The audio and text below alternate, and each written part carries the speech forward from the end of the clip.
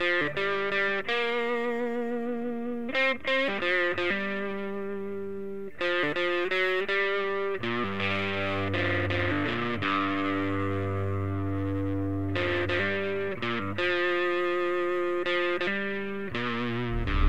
I knew when we finished it that we made a good record, but you know, at the end of making a record, anyone's heard, I mean, we've heard the music so much, it's almost you go deaf to it, so to get the response that it did was great, and the shows have been the biggest that we've ever had, and that's great, because, you know, after 20 years, you want to keep moving forward. Sure. At the same time, you know, we never listen to bad criticism, so I think it's also important to not let good criticism go to your head and think like, oh, you know, now we've achieved something. I think for us it's just a matter of trying to keep ourselves entertained. Okay.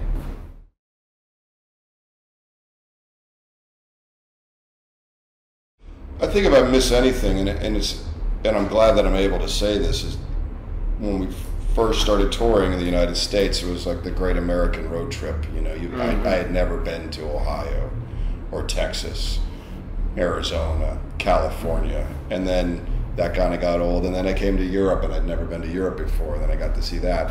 And then you do it over and over again, and a little bit of the romance wears off. So if I miss anything, it's probably that initial kind of, I guess it was a bit of fear, but it was a positive fear, you know, very exhilarating. And but I'm lucky to be able to say that because I've done those things, and it's been a great experience.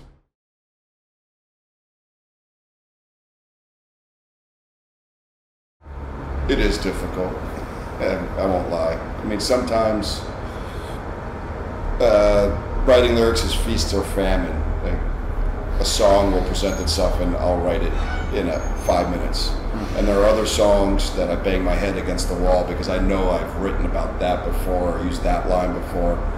And repetition, I think, is one of my biggest worries.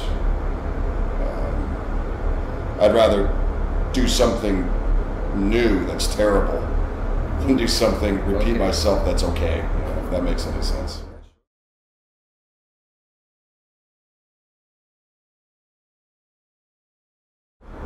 Well, I used to be huge into comics when I was in high school, and then I got out of it, and it wasn't too long ago that I went into a comic book store and I looked around and I realized I didn't recognize anything, and it was very overwhelming. The only new comic that I really dug was one called The Goon. I'm a big fan of it. Yeah, it's a good one. I think they're making a movie about it too. Oh, really? Mm-hmm. That could be either great or terrible, like most of them. That's true. And I was big into Alien Legion, and Mr. X was another one that I was really into. But and Conan. And Conan, yeah. I used to read the Conan books. Never read the comics. And one of my all-time favorites was Mobius. You know. Who recently passed away. He was sort of on my pedestal of graphic novel lords.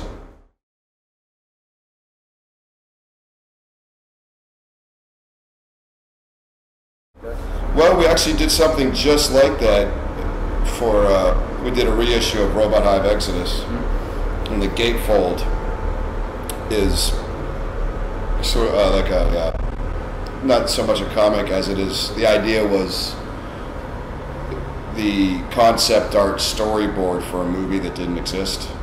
Like you see the storyboards for Star Wars where you see the kind of the rough ideas of things.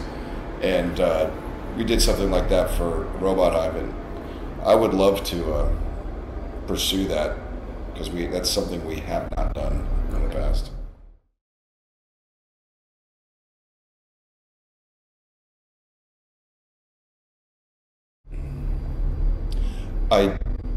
I couldn't tell you why. I don't know, but I do know that rock and roll in its sort of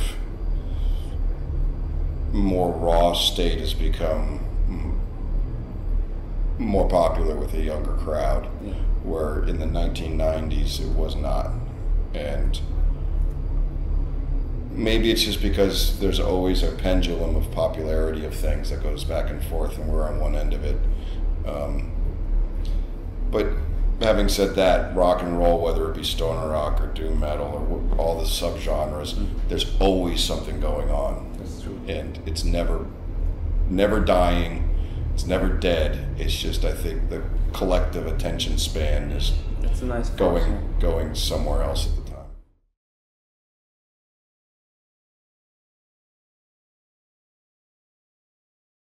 Let me back up.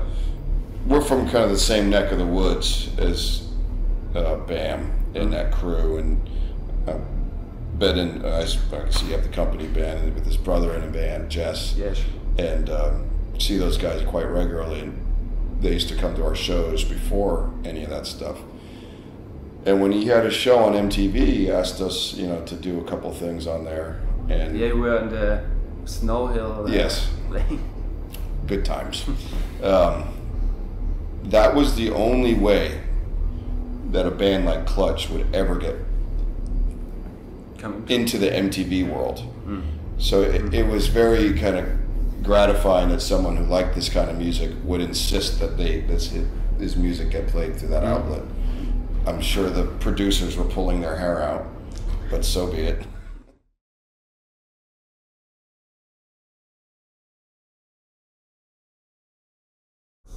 Well, this one was done by Nick Lakiotis, who also did Robot Hive and Earthrocker and a number of other things. And this was one of the first reissues that we did. This was the first Weathermaker.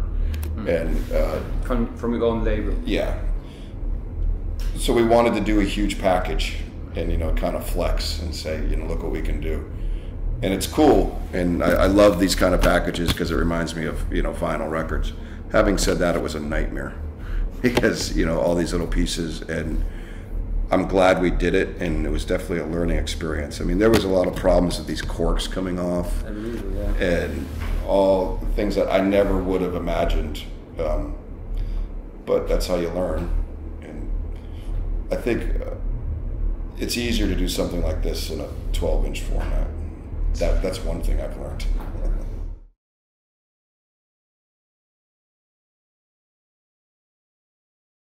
Well, the beard is a product of laziness. I'm not shaving, first of all, and I've shaved it off in the past. And usually I shave it off if I get really sick. Having a beard when you have the flu or a cold is the most disgusting thing in the world. So I've done that.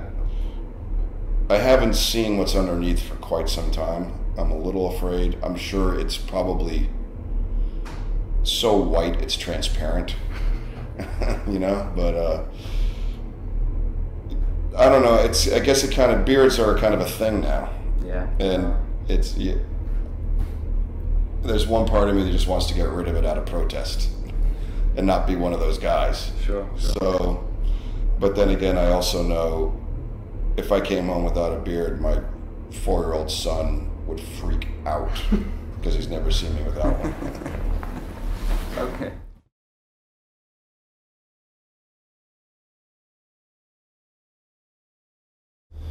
It's getting more difficult because we've toured incessantly and we'll continue to do so. We're looking to do another record in November. So time is very tight. When I go home, my wife always gives me a hard time because she has to stay home, and then when I go home, I don't want to go to nightclubs. I want to stay home. Sure. And that goes, I'd love to do other projects, but like you said, the time is just at a premium. So having said that, my focus now is the next Clutch record, and everyone else in the band for that matter too. Just because we feel like we got a lot of momentum, and people's attention spans are pretty short, so you gotta keep hitting them.